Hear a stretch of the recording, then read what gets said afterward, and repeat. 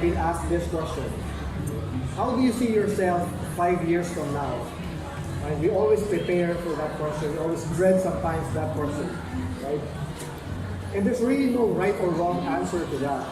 But what's important is how you answer that question will serve as a foundation on your personal brand. The next one is assessing your current personal brand. And what I mean by this is, so you build a foundation, right? Now it's time for you to assess, okay, if the personal brand that I want to put out there and how I am right now, are they actually linked in terms of where I want to be 5 years from now, right? It could be as simple as how you put all the details in your resume, right? Do you convey a highly energetic individual, full of passion, willing to work overtime, very hardworking, all of the nicer things, right? Is that coming across from your resume? At the same time, during interviews, right? How do you respond to interviews? However you come out during the interviews speaks highly of your personal brand.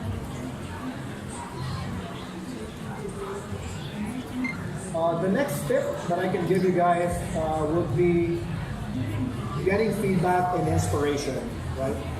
Getting feedback and inspiration is an exercise that you guys can do to validate if your personal brand, how you see it, is the same as how others see you.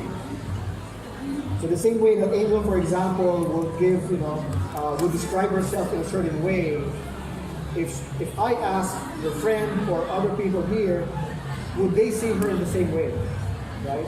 That's the type of comparison or validation, if you will, that this tip is particularly giving. The next one is getting inspiration. There's easily maybe 100, 200 professionals at least in this room who's been through the same experience, the same challenges that you guys have had. I myself had my own struggle at first in terms of creating my personal brand. I know Ovel has been with me through my journey for the past couple of years, as well as other folks in this room, right? And we've learned from our mistakes, and I think, my ask is for people to be more open, be upfront, ask questions from the experts in this room. We have a lot of speakers who share their experience as well. I think with a lot of brain cells, a lot of experience that we have in this room, we can definitely help in terms of how we can overcome or at least your challenges in building your personal brand. And I'm sure a lot of us here are more than willing to help. Tip number 4 would be creating and executing your game plan, right? So we've talked about tip number 1, tip number 2, tip number 3, right?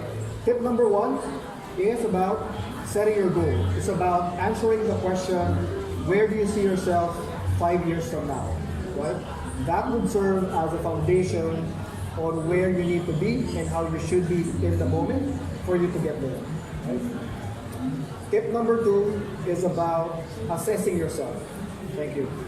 Right? Assessing yourself, okay, if I want to be a manager 5 years down the road, do I have the right skills, the right knowledge, the right experience for me to get there? What does it take for me as a brand for me to be a manager 5 years down the road? It's a self-assessment. And then to validate that, or to at least have a comparison, you do your tip number 3, which is all about getting feedback, right? And then getting inspiration.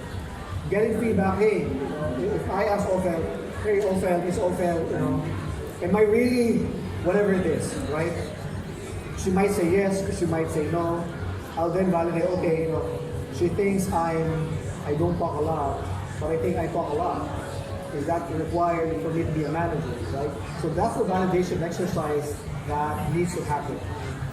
Then again, just like with this Ophel, so how should I do it? How did you go about being a successful career person through the course of your career? What were the challenges, obstacles, and how did you overcome it? Right? So it's all about asking those questions. And then, again, going back to tip number 4, it's all about creating a game plan. And the game plan comes in three areas. We won't talk about it in much detail, but I'll try to put it as much as I can. Physical branding. When you talk about physical branding, what would it be? Give me an example. Looks. How you carry yourself, right? Maybe the amount of makeup you put on, the type of haircut, the appropriateness of your clothing, right?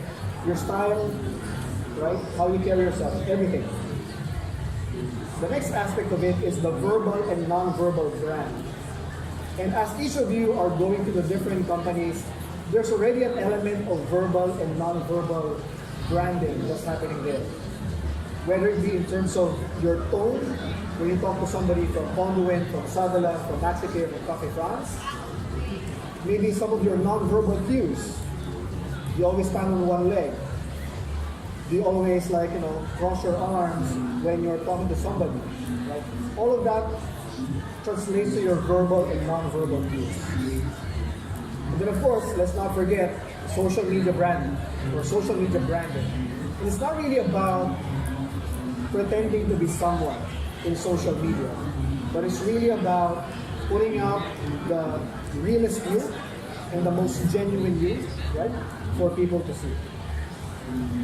And then the last part in tip number 4 is executing your game plan. 3 words. 3 words, but all the same, right? Practice, practice, practice, right? I'm not sure if you're aware of the saying that it takes 21 days to form a habit. It's almost like saying to create your own positive brand, it only takes 21 days of consistent practice, right? In terms of how you want to be seen by other people. Confident, right? Passionate, hardworking, all of those nice things. Tip number 5 would be the last one, evolving your brand. So I mentioned about my Friendster account and my Facebook account, 2 different things. And that is a demonstration of my evolution, at least my brand's evolution. And it all depends on where you are in your career, whether you're starting, whether you've been on the road for 5 years, 10 years. It should always change. And to be able to do that, of course, entails a lot of the same tips that I mentioned, your self-assessment, your validation, right? And getting inspiration from other people. So these are the 5 tips. Again, just to summarize for everybody. Set a goal. That's the foundation. Right? Assess your current personal brand. How do people see me? Right? Would be getting feedback and inspiration. Who are the people that I know has been successful in their respective careers? How do they do that? What made them get there, get to that point? Right? How can I be like them? And there's nothing wrong with that.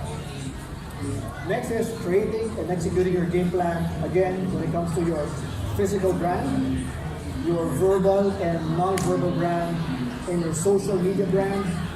And then of course, the last piece is continuously evolving your brand. So that covers everything that I have, at least for my presentation. I do want to leave you with my own personal brand, at least in social media. Ask Sherwin, hashtag Ask Sherwin.